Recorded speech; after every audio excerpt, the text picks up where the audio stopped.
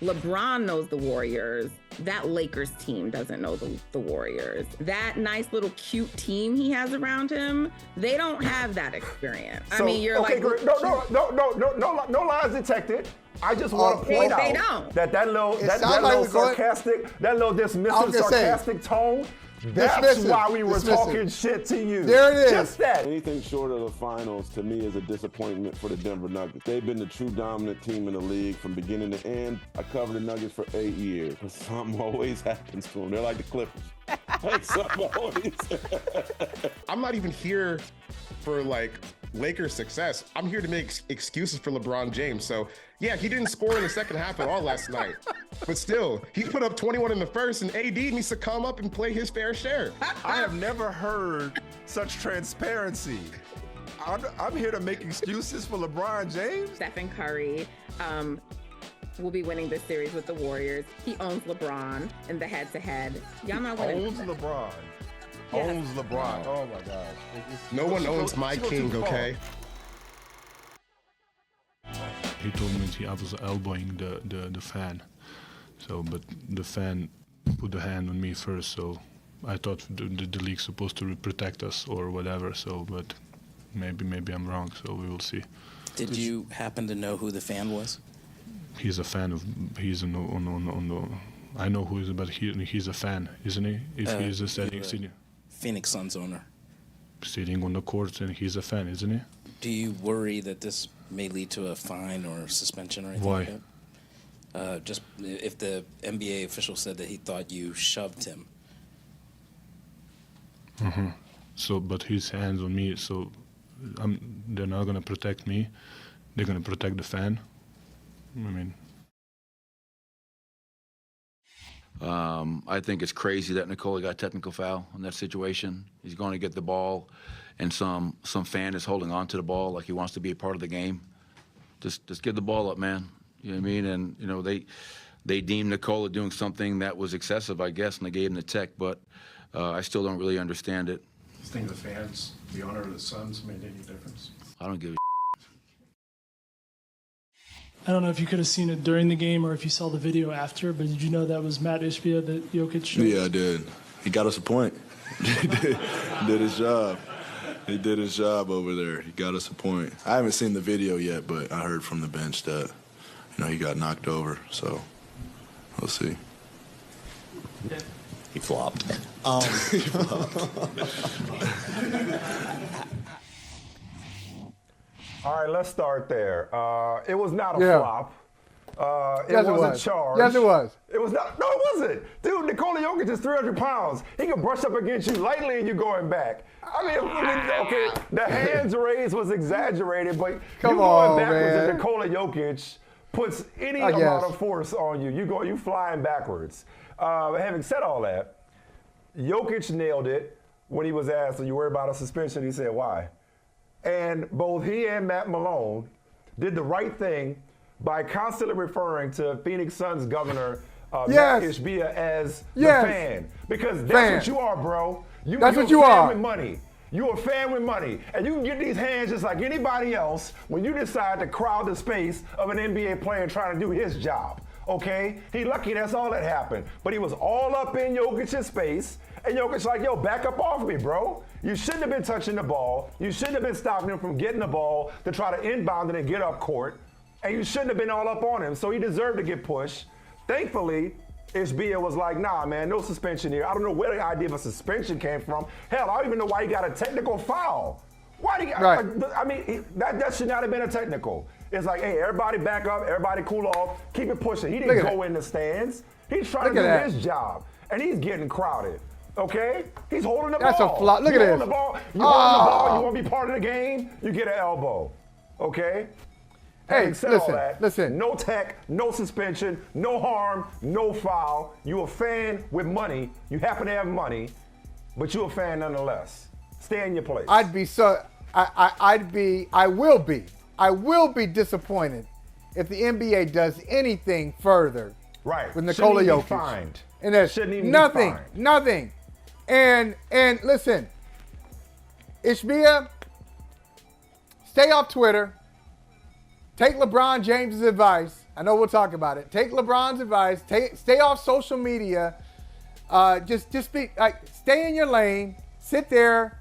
Be quiet. Hey, you just sit there. Talk to me nicely. Ask me nicely. You just sit down, man. Look, this is what I really want. This is larger than a player going at the fan. This really, you know what? This is a 1% issue, Mike. This is a 0.5% issue. This is where veteran owners, not only in the NBA, but in the NFL, Major League Baseball, NHL, should tell him how to handle business as a new guy. You just got here yesterday. You stumbled into some money. Now your team's in the playoffs. You're excited about it. You can sit anywhere in the arena you want. You can enter the arena any time, any place you want. The players know your name. You think they're friends with you. You just sign the checks. They don't really like you. You sign the checks. So he's living his best life right now. And these owners who have been in the game a little longer than he has, much longer than he has, should tell him about decorum, should tell him what you should do in those situations. You're not there to be a part of the game. And Devin Booker, I understand the joke. It's a good line. He got us a point. Sure. But don't endorse it. But not just that. As you were what told, at that point as you were made a bigger difference. Yeah, go ahead. At one point, either your parents said it about you or to you, maybe to your brother, when your brother was acting up, or you would act up. Don't encourage him. Don't encourage that. Don't do that. So Devin, don't encourage this type of behavior. He's already benefited from that 1% privilege by not getting ejected from the building like the other guy did. All right, so there's that. But the idea of a suspension is so ridiculous. The technical was bad in and of itself. It is absurd that a discussion, there is even a discussion or speculation about a suspension. Speaking of absurd, this series is now 2-2. It is basically 2-on-2. It is NBA Jam. And these last two games, mainly Devin Booker, but both Booker and Durant have been on fire. Enough, if not more so, than Mr. 53-point, 11 assists, Nikola Jokic, and his sidekick, Jamal Murray, last night. The main thing is Landry Shamet, because so much for, the Suns don't have any depth, as if the Nuggets are loaded. But how about 40 bench points from the Suns last night? Outscored the Nuggets bench the previous game in Game 3. But this is what I want to get to about Mr. Devin Booker, all right? And Kevin Durant. Michael, check this out. This will blow your mind. Booker and Durant produced 158 points over the last two games, which ranks as the second most by any duo during a two-game postseason stretch, behind Michael Jordan and Orlando Woolridge. Could have been Michael Jordan and anybody. Michael Jordan and Orlando Woolridge in 1986.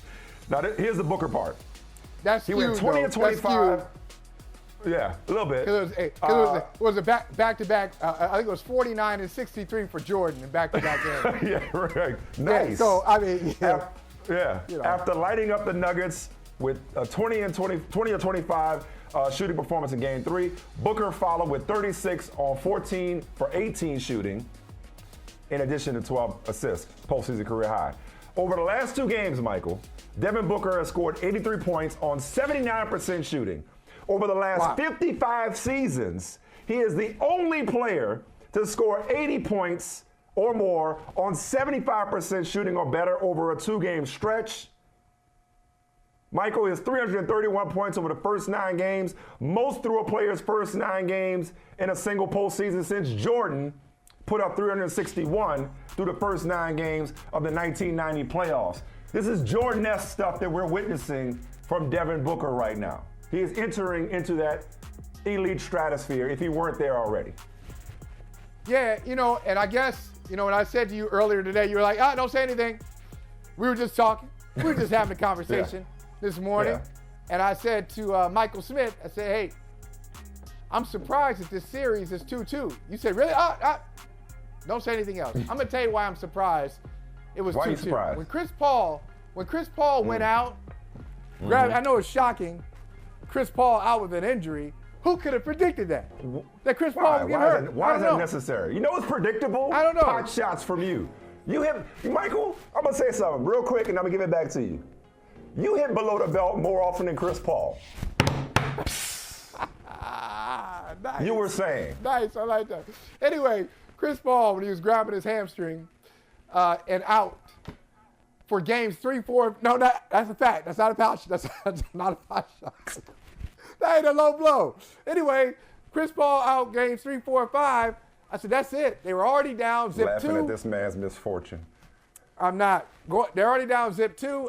I did. I'm one of those people, hey, sign me up for that narrative. I'm one of the co-writers of they don't have much bench depth. Outside of KD and Booker, not much happening. I was caught up in the DeAndre Ayton looking at the ball. It was in game 1, just looking at the ball as it's bouncing around. He's just standing there, an innocent bystander. So I said, no, Phoenix doesn't have enough. This series is going to be over in 4 or 5 games. So I'm surprised that it's gotten to this point, but based on what you just said, why am I surprised? I've kind of underrated the duo. What a duo to have. This is not like just a couple of all-stars hanging around with each other. You've got one of the best players, one of the top 5 players, top 6 players in the world, and Kevin Durant. In the opening round, I feel like I got a snicker on this show. Maybe it's my imagination when I dared declare them the best duo in the league. I don't know. I mean, I'll be tripping sometimes, Yeah, I think you did. I think you got a eye roll or multiple eye rolls or something. Yeah. But Kevin Durant, I obviously didn't underrate Kevin Durant. I did on Booker. And Booker, you know what Booker has? I just thought of this. Lightweight, what Booker has, only one person has gotten this type of praise. We always talk about playoff Jimmy Butler, as if Jimmy Butler is the only one who goes into the playoffs and takes it to a different level. So much so, I was asking Jim Trotter the other day, I said, can you think of anybody who takes his game to another level like this in the postseason? A good player or a really great player becomes greater. And we're like, I don't know, historical examples. Devin Booker is right there. We've seen this, but this is not the first time Devin Booker has really gone up to another level in past years, so he's not new to this. Yeah, you're right. Yeah, but not new to this. But not new to this in the postseason. Didn't he do this on their run when they went to last year? Kind of threw everything off when they kind of disappeared in Game 7 at the crib. Yeah, no, that finals run for sure. And then his real coming out was the bubble. His real coming out was the bubble, which wasn't the playoffs, but that was his real coming out when he, kind of launched this franchise. But I mean, he's why Chris Paul went there, and the reason you get a Kevin Durant is to be able to withstand an injury to one of your big 3. And both those guys are adept at playmaking. I mean, it's not like Durant hasn't had to step up in point guards' absences before. Listen, I'm not shocked that it's 2-2. It certainly is. Anybody's series. It is the most fun series, maybe not the most talked about, relatively speaking, but it's the most fun series. And watching his star turn, the Sun is also a star. Watching his star turn has been incredible. Now, speaking of shock. Good movie. You see that movie? Speaking of shock. I know you did. Yeah. Speaking of shock, I would be shocked if the Warriors came back to win this series against the Lakers. Really? I think they blew it. Not only did they get blown out, but they blew it. The Lakers will not, mark my words, and fine, we could run this back later in the week. We could do it in case you missed it, yada, yada, yada. We could bring, we like to bring up receipts on this here show. Mark my words, the Lakers will not give back that which they took in game 1, which is home court advantage, all right? Because number one, speaking of Snickers, speaking of scoffs, I seem to recall, because somehow best player in the series came up. Yeah. And I was like, I remember that. I was like, Anthony Davis? And y'all were like, Anthony Davis? 2 out of 3 games have been the best player in the series.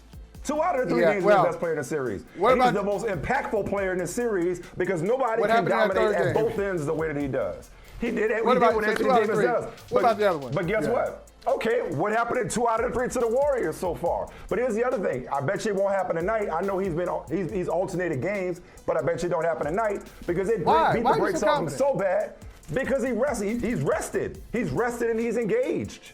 And they're at home. They're at home. I recognize, see, the Warriors right now, they're sitting there saying, we've been here before. We've been down before. Right. We've been blown out before. I believe the last 8 times, they've lost about 15 or more in the playoffs. They've won the next game. All right? So this is what they do. But that's my problem with the Warriors. Why they got to be like this? Why do they have to do it like this? Why, after a game 3 in which you've taken control of the series or regained control, or at least they thought so after game 2, after they blow out the Lakers, why do you turn around and allow the Lakers to exhibit more force than you do? Okay? So now, tonight, what's going to happen, they're going to go down 3-1, and it's going to end in 6. Mark my words. Whoa. Like, I don't see that. I've enjoyed the series, even though it's featured a bunch of blowouts. A blowout win by the Warriors in game 2, blowout win by the Lakers in game 3, competitive game in game 1, and I think we're going to see something like that again tonight. I'm not so confident. I think it'll be more competitive. I don't know who's going to win it.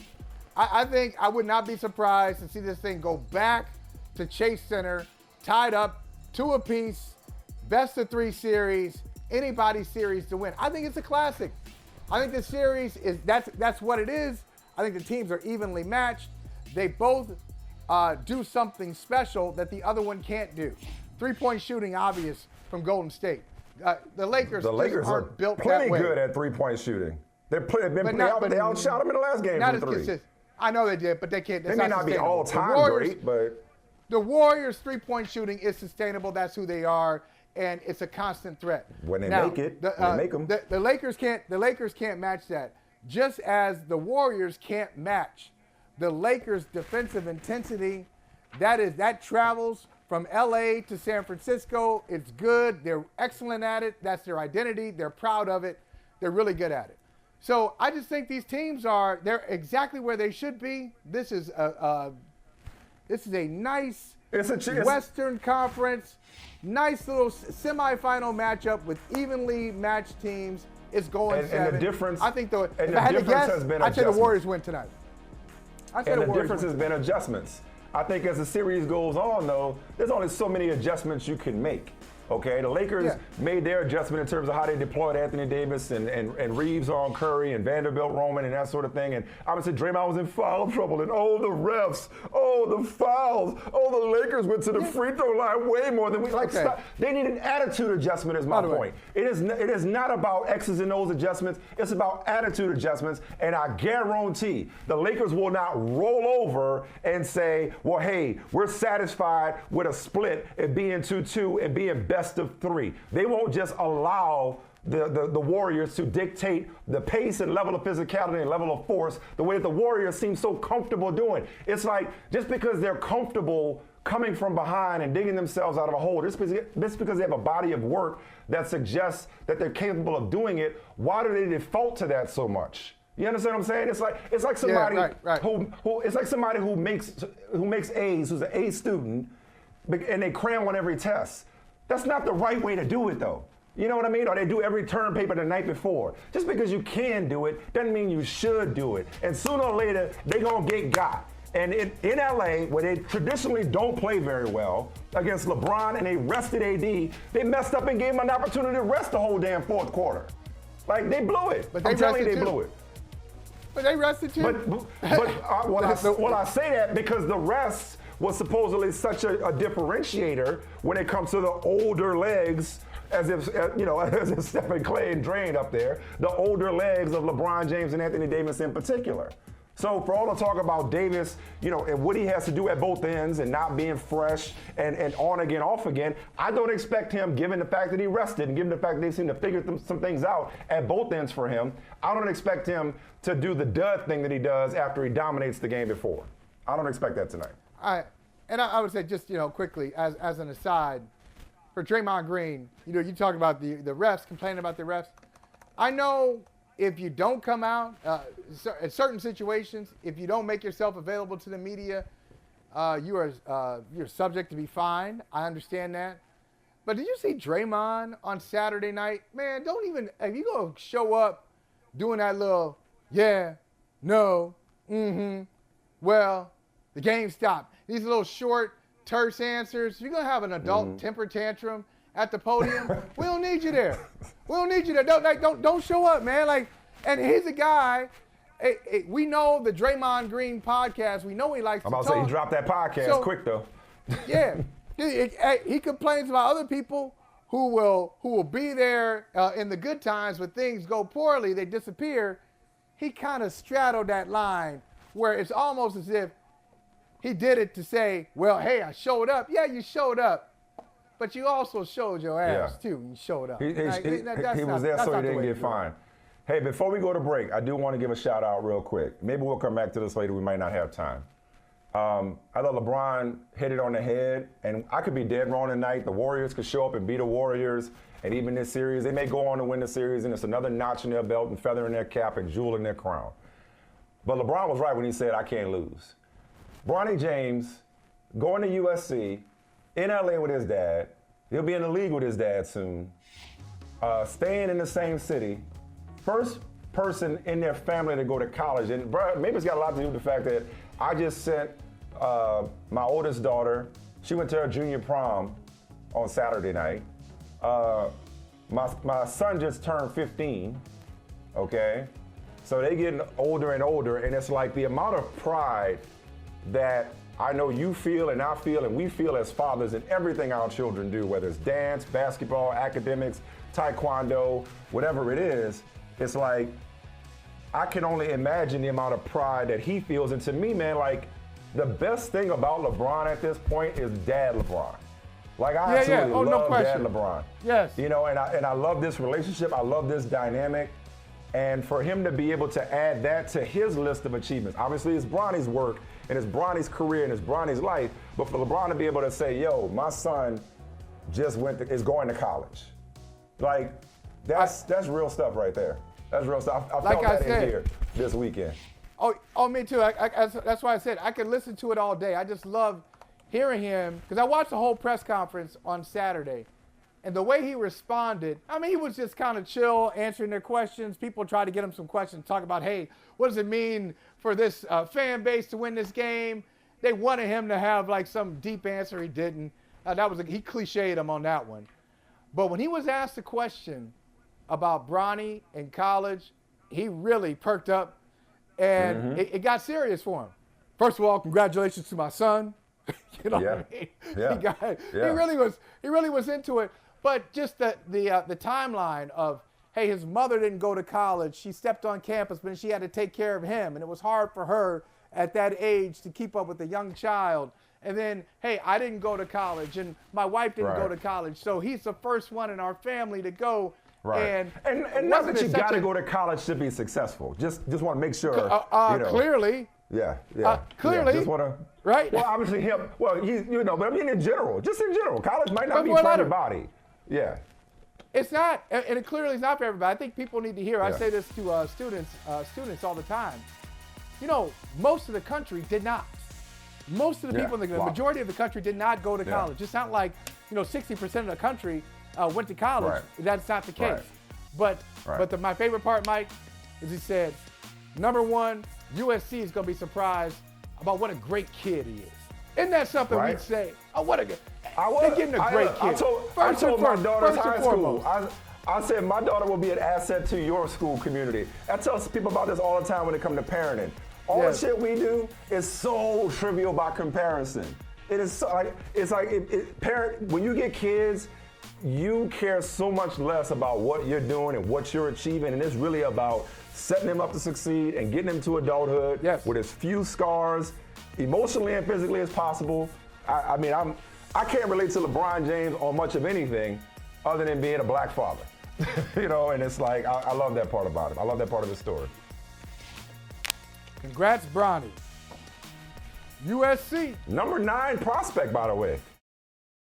I mean, what do you think about what Joker did, and then just the effort at least, that you guys had defensively against him. Yeah, he's ridiculous.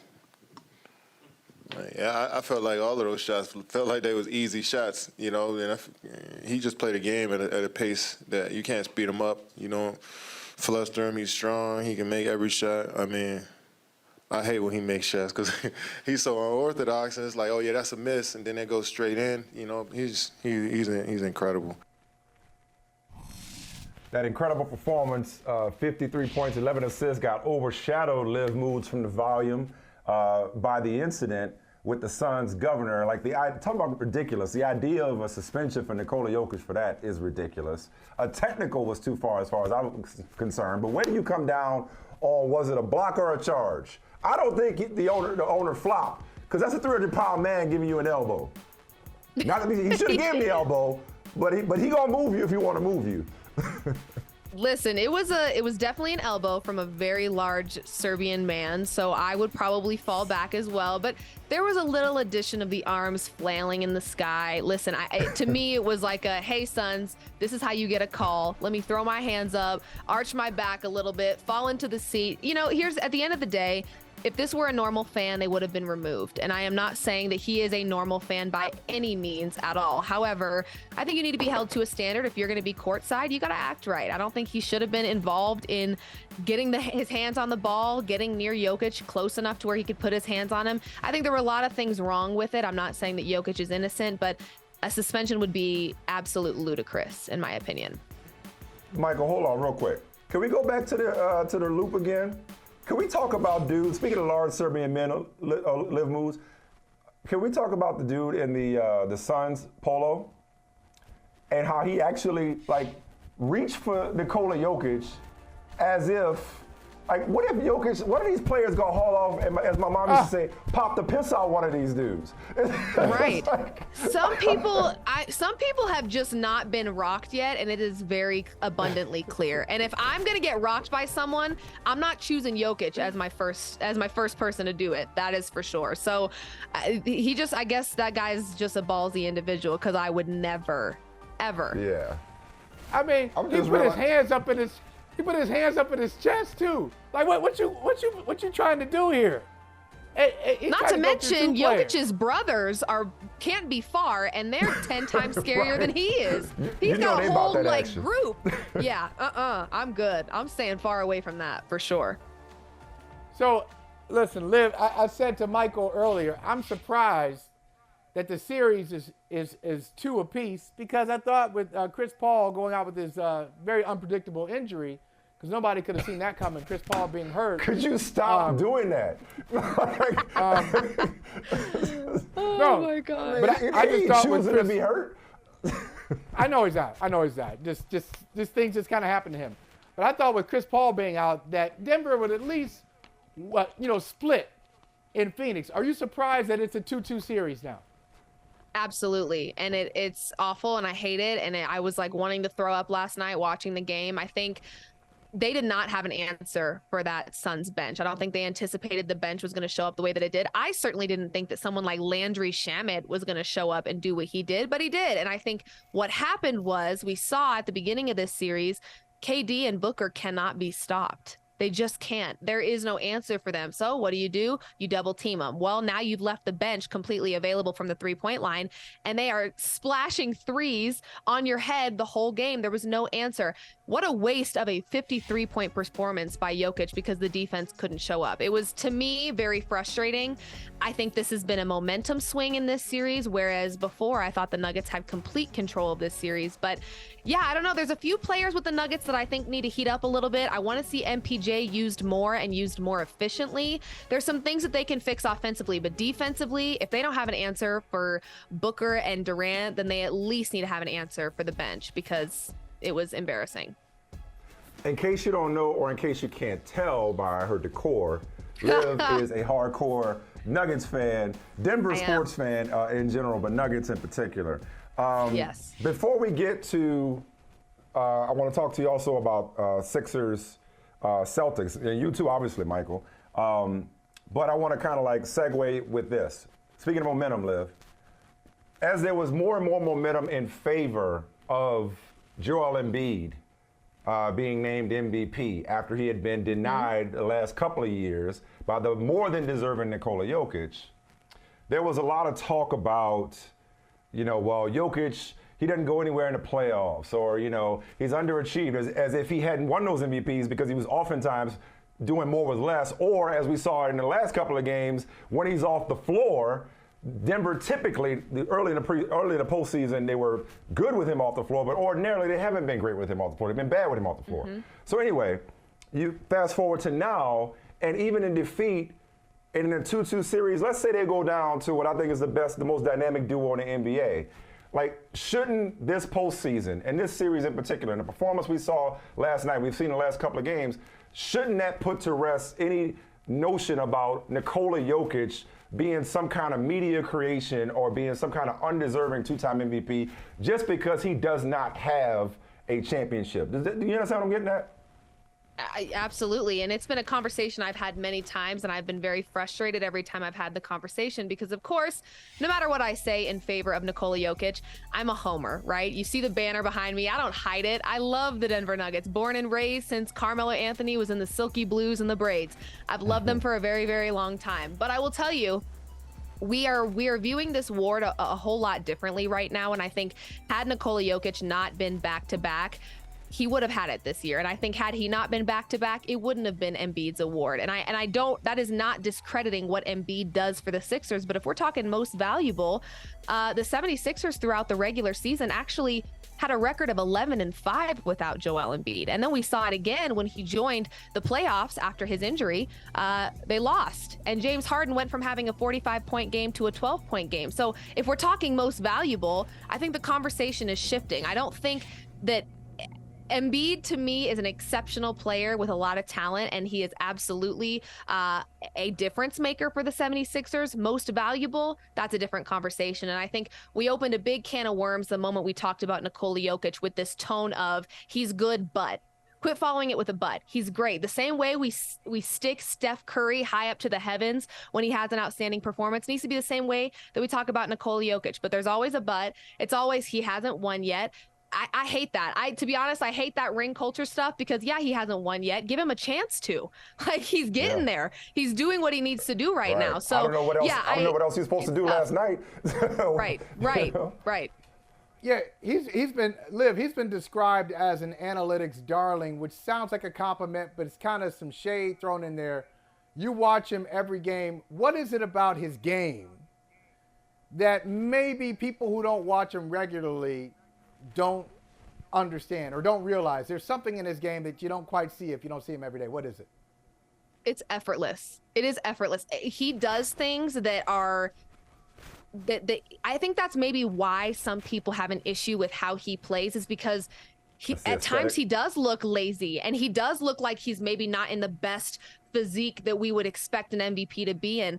But shouldn't that terrify people? Like, okay, let him get into Giannis shape. I don't think anyone wants to see that. I don't think any team in the league wants to see Jokic like that. Jokic is doing what he needs to do exactly how he does it. And I think he's coming at it from such an untraditional way. It's effortless. When I watch it live in Ball Arena, if I blink my eyes, I miss some of his assists. They happen so quickly and so effortlessly. He's just playing a style that it looks all too easy. And I think that's what pisses people off, is that it doesn't look hard for him, and they don't like that.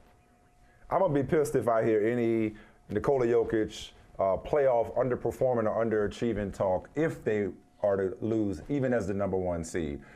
Somebody else who Michael and I have fought about quite a bit.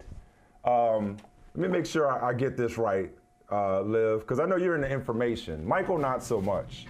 But James Harden's 42 points, yesterday, put him in the company with Michael Jordan, Kobe Bryant, and Jerry West as the only guards in NBA history to score 40 or more points in a playoff game more than 10 times. That's for all you people who think that James Harden is just nothing but a choker. And I know he's had some moments where, he's got some lodged in his throat, but right now, like, James Harden is right. He's the difference maker. You talk about Embiid being a difference maker. It's obvious. When James Harden goes off, that's when the Sixers win. It seems that simple to me. if you're looking at MVP for the 76ers team, it should not be Embiid, and it absolutely should be James Harden. And I think what happens is we get stuck in this statistic culture of, well, Embiid had 30, 10, and 5 and whatever, but there's two sides of the court. And James Harden, to me, he hustles, he's facilitating, and when Joel Embiid is not playing, which we have seen a few times with his injuries and whatnot, James Harden is rising to the occasion every single time. I love the fire that he brings in the playoffs, and I think we've seen him in some situations, especially playoff situations, where maybe he wasn't in the best environment in terms of team. The team wasn't the right fit, and I think people love to hold on to those moments. To me, James Harden is absolutely the most valuable player on the 76ers team. Without a doubt. People love to hold on to those moments, Michael. And pay no attention to the fact that pay no attention, Michael, to the fact that in games 2 and 3 he was crap. Like, no, it's what have you done for me lately? What have you done for me lately? I'm just focused on 1 and 4. 1 and 4. Hold on there. Hold on to those moments from last week, because it just happened last week with this team. Games 2 and 3. The worst 2 games of his career, back to back. That's a fact. Worst 2 games of his career. So I like the story for the fans of gospel music. For the fans of gospel music, Doc Rivers sent him a gospel song, 7-minute gospel song that he listened to. You Know My Name, before Game 4, and he went off. Now listen, that's great. James Harden, give him props. He had a great Game 1, great Game 4, disastrous Game 2 and 3. But this would all be a side note if, now I know this is really hard to do. I want to see if you guys can do it. See if you can follow me. I'm not much of a dancer. Let's see if you can do this. Can you do that? You do that, Joe Mazzulla. Can you do that? Joe Mazzulla. 18 seconds left in overtime. They got the ball. All you got to do is call a timeout. It's a great thing. You call a timeout, you get the ball at half court. You got time to strategize. Even if you don't like what you see, he had 2 timeouts, left them in his pocket. They don't get a shot in 18 seconds in overtime. And at the end of regulation and at the end of overtime, same guy has the ball in his hands. Not Jason Tatum, not Jaylen Brown. It's Marcus Smart. That's exactly what the Sixers want. That's what they want too. Hey, listen, I think Boston is a better team here, but they may not win the series, and I think their coach has something to do with it. He's been a liability in 2 games. He's been a liability in Game 1, liability in Game 4. I think it'll be self-sabotage. That's how they'll be eliminated. I think it will be they're standing in their own way type of thing. I think that they are absolutely the more talented team. They've got the stronger roster, no doubt. However, I think if they blow it, it'll be all on them. And I think it's crazy to me, the score that we had in that game, as close as it was with as many calls that were in Jason Tatum's favor, that man gets away with murder. That man gets away with whatever he wants when it comes to a non-foul call. So to me, if it were a little bit more even on both sides in terms of the whistle, I mean, that offensive push-off right at the end, it was clear as day, and they got away with it. And to me, that was a game changer. That was a huge game changer. Liv, Michael Jordan got his 6th championship on a similar play on Brian Russell. Shook him off. He pushed off. That's a push off. It's a push off, and then that is gathering yourself. What Jordan did, what Tatum did was basically what Nikola Jokic did to the Suns governor last night. That's right. That's right. Hey, Liv, before we let you go, build yourself up a little bit more, Max. You got to build your chest up a little bit more. Come on. Liv, you got what bets you taking going into tonight? This is for Michael. I'm asking for a friend. This is a tough one. You know what? I think the Lakers can win, but I do like the Warriors to cover. I think it is down to the wire, neck and neck. I think it's a close one. I do think, again, I think that the Lakers can absolutely win, but I do think it'll be close. So I would say take the Warriors to cover in this one. All right. I like that, Liv. All things covered. Hey, Liv, thank you so much, man. We love your work. Hey, thank y'all, you. Check out Liv Moods on the volume. Follow her on Twitter, Instagram. You do great work. Thanks for following through. Thank you so much. Thank you for having me. We'll see you soon. Always. Absolutely. Love all those Warriors logos, too. Hey, Michael Holley, I like to think we taught Brandon Newman a thing or two during his time that brother from another, but it definitely wasn't this. He definitely ain't learned this foolishness from us, okay? But then again, he obviously goes way back to Notre Dame with Mike Golic Jr. That's the kind of fun they have on the Gojo show. And it's time for our regular crossover with Mike Golic Jr. and Brandon Newman. Impressive. Yeah, man.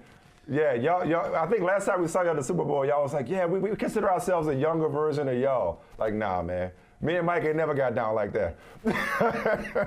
See, that's the D1 difference right there. You see the smooth moving, the flexibility in the hips. That's the D1 difference that you got over on this side. So that's where we had to find a way to improve, because I lost in the hairline battle to you. So I need Brandon to keep up that side. I got to bring something to the table. And Mike, what division is Loyola of New Orleans? Is it D2, D3? Because we weren't even D anything. NAIA, yeah. NAIA, yes. We NAIA over here. NAIA District 18. Shout out. Playing against Pitt, Bradford, and St. Vincent College. Okay, so that's our lane over here. Y'all are CIA for getting that out the archives and surprising us with that. That was not for the pro from another audience. Well, okay, all right, cool. Fair. Well, our audience should be y'all audience. Y'all do a really good job over at the Gojo Show, man. Good to see y'all. Hey, listen, so real quick draft fallout. We ain't that far removed from the draft. I don't know if y'all saw this, but Bruce Arians, never wanted to pull punches, never wanted to mince words, calls it like he sees it.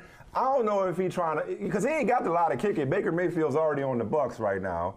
And maybe this is an example of loving the one you're with and building them up. But, Brandon, did you hear Arians say that Baker Mayfield coming out is a better quarterback prospect than any of the guys that came out in 2023? And your thoughts on that?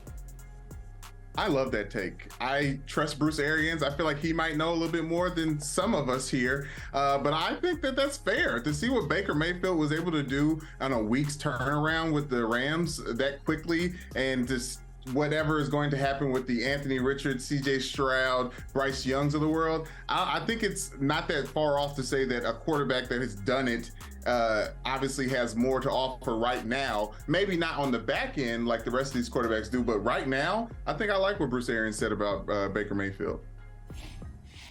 I would say this. I think the importance placed on prospect coming out matters. Now, we remember Baker Mayfield wasn't the number one overall pick on most people's boards till basically the week of the draft back in 2018. But he was also a Heisman Trophy winner coming out of college. He was a really good, accomplished player. So it's not crazy to say he was in range. I still don't know if I would have put him above Bryce Young. CJ Stroud, maybe you could have had a conversation, because both of those guys, Hallmark was accuracy coming out of college for both of those guys. He does have some hardware in the chest that backs it up. He doesn't maybe have the prototype size closer to what CJ has, but I think prospect, we're kind of misremembering what Baker was coming out of college. No, I'm not, Michael, because listen, I like Baker Mayfield. I think he'll do well in Tampa. I really do. But no, you don't like him. No, you don't. No. You stay over there. He's ours. Okay. Baker's ours. Well, Baker's not yours. I'm saying, Michael, you don't hear Baker. You'll agree with me. You listening, but you don't hear. Holley, I think you'll agree with me on this. I don't know what Baker Mayfield did coming out of Oklahoma better than at least two, if not all three prospects. He certainly didn't have an inch taller than Bryce Young. Certainly didn't have the size of Anthony Richardson. And in terms of the ability as a passer and as a processor, I don't know that he's better than C.J. Stroud or Bryce Young, respectively. Like, I know the Browns drafted him number one overall. Remember, that year was kind of wild in terms of quarterbacks, because Allen went a little later, Lamar went at the end of the first round. So I don't know. Baker Mayfield was decorated and highly touted coming out, Holley, but better as a prospect than the three guys coming out. I have to disagree. He might be better next year than those three because they're rookies, but better coming out, I don't think so, Holley. Yeah, you know, and the thing is, Bruce didn't tell us everything. I believe Bruce Arians says, I had Baker Mayfield rated higher than these guys, but did you have Baker Mayfield rated higher than the other quarterbacks in his draft? Did you have him rated higher than Josh Allen? Did you have him rated higher than Lamar Jackson? I don't know. Yeah. We're not talking about that. Yeah. But I think his larger point is a great one. Even though I don't disagree with it, even though I don't agree with it completely, I know what he's trying to say. Because you remember, he went on to say, hey, look, Tim Couch wasn't a bust. Tim Couch got caught up in Cleveland. It was a situation. Yes. And I think a lot of quarterbacks are like that. I like that. Like just a few years ago, like we get caught up in the new car. Oh, just drove it right off the lot. Look how great we are with quarterbacks. Just a couple years ago, we were saying great things about Zach Wilson, great things about. No, you were saying great things about Zach Wilson. But Trey Lance, Brandon, you remember that? Brandon, you remember that? Oh, thank you, Brandon. Brandon was clipping it off. He went on the ground with that tape. He went second. I wasn't the only one. I didn't draft him. I love him, but I didn't draft him. I didn't draft him second. I didn't draft Trey Lance third. I didn't draft Mac Jones 15th. Check this out. That's a great segue. I'm going to tell you where Zach Wilson does not appear second on this list. I don't know what y'all favorite fruit is. My favorite fruit is low-hanging fruit. Man, over the weekend, the NFL on CBS just decided to drop some quarterback rankings, and I'm like, oh, delicious, delectable. So I just want to know, what's the first problem on this list for y'all? What's the first problem that jumps out, Golic? First problem that jumps out. I mean, on this list, I don't think there's any crazy reaches in the top 10 right now. My issues come in like the 12 range, but all of these guys on any given day could give you top 5 production, right? Like if you want to beef Trevor Lawrence over Dak Prescott because Dak Prescott's gone and accomplished and been consistent. Trevor Lawrence was 1 year of real production, 1 year of being squandered by Urban Meyer. Maybe I could understand some beef with all of that, but the rest of those, all those guys are in the appropriate range. It's when we get to Brock Purdy here. It's Brock Purdy at 12, and I know he didn't ask for any of this, but who out there wanted to do this? Because now it's going to be a bunch of Brock Purdy slander that he doesn't deserve, but he damn sure shouldn't be at 12 on this list over some of the veterans that he's above. Listen, Russell Wilson in the top 20 is ridiculous. Let's be realistic about what happened last year. And I don't agree with Justin Herbert being in the top. I don't agree with him being over Aaron Rodgers. I don't agree with him being over Aaron Rodgers because he has not lifted that team that is cursed for whatever reasons up to that level. But I kind of like everything else I see here. Like other than the fact that to see the rising stars like Bryce Young in there. Listen, Daniel Jones should be at number 12. I don't know how you put dudes that ain't played. I know that. That's what I'm saying. We talked about like Bryce Young, Anthony Richardson. And CJ Stroud by default should be at the bottom. That's so disrespectful. Like, who should feel disrespected is our boy Baker Mayfield should feel disrespected. Kenny Pickett, Mac Jones, and Sam Howell, all of one start. I bet you he rises. That's the guy that I was looking at. I'm like, oh, y'all got Sam Howell 32nd? Wait till this year. Go ahead, Michael. Jordan Love shouldn't be that high. He had 24. I know. He shouldn't be that high. I know Anthony Richardson was drafted 4th overall. But if we were doing our top college quarterbacks based on the 2022 season, Anthony Richardson wouldn't be 26 in the top quarterbacks in college based on his 2022 production. How the hell is Anthony Richardson, who hadn't played a game, over Kenny Pickett, Mac Jones, Baker Mayfield, and Desmond Ridder? How is Bryce Young at 21? How is Kyler Murray at 20 based on his production? So I mean, Kyler Murray's too high. Kyler Murray's too high. I know. I know this list. I'm moving. My favorite part of this list is that nobody looked at Ryan Tannehill at 25 and said anything about it. We're all just like, yeah, someone had to be there. Might as well be him. I know this list was designed to get that kind of response, I shouldn't fall for it. But I can't help it. You got a problem. Y'all got a problem with Brock Purdy. If Brock Purdy don't get injured, the Niners in the Super Bowl. I mean, just for the record, you know what I'm saying? Like I know Michael ain't trying to hear that. He ain't trying to hear that. You don't have to ask anyone else. The Niners themselves will tell you that over and over. I think Michael Smith will probably have Bryce Young even higher after that paid in full answer he gave to him on his podcast for the movies he goes back and watches over and over again. I'm trying not to be too biased. Desmond Ridder, that's another one. Episode 2, Desmond Ridder, number 31. I mean, listen, like he hasn't played much. He's played 4 games. Howell has played 1. I like both those dudes. But I think we're all in agreement. To have cats that have not played, just off of their prospects, that's a little overzealous. But you know what? That's why low-hanging fruit is so delicious to me. It just causes outrage and reaction for no reason. So it's delicious, but it's also bad for you. It's bad for you. That's because, true. You know, Most good things are. Moderation. Hey, Everything like in moderation, including moderation. Yeah, you cannot get enough of Brandon Newman and Mike Golic Jr., the Gojo Show. Appreciate you, fellas. Thank y'all for falling through. Keep up tonight, the great real work. quick. Who you got? Lakers Dubs tonight. Brandon, who you got? It's gonna be Warriors, unfortunately, just because Lakers can't put two of them together. But Lake Show, this is the LeBron game. Count it. A LeBron game. Listen, I said earlier, I feel like the Warriors they blew it when they got blown out. Lakers ain't about to give back what they've earned. Mike, I got to tell you, I did not expect in 2023, May of 2023, to be talking about Indianapolis quarterback Andrew Luck. Andrew Luck. So Jim Irsay just is putting it out there. Hey, keep Andrew Luck's name out your mouth. He is not. Right. If you're trying to sign him, if you're trying to bring him back, you got to go through us first. What's this all about? People reaching out like that. Is Andrew Luck give any indication that at 33 years old, retired at 29? It's a waste of time. He's done. It's a waste of time. He's done, right? Irsay can't stand Snyder. And everybody right now, I think, is like looking at, and we haven't talked enough about this. Maybe we will one day. We haven't talked enough about this Jonathan Gannon, Eagles, Cardinals tampering situation that just kind of got swept under the rug. I think everybody out here like, wait a second, like, could we get something for our troubles?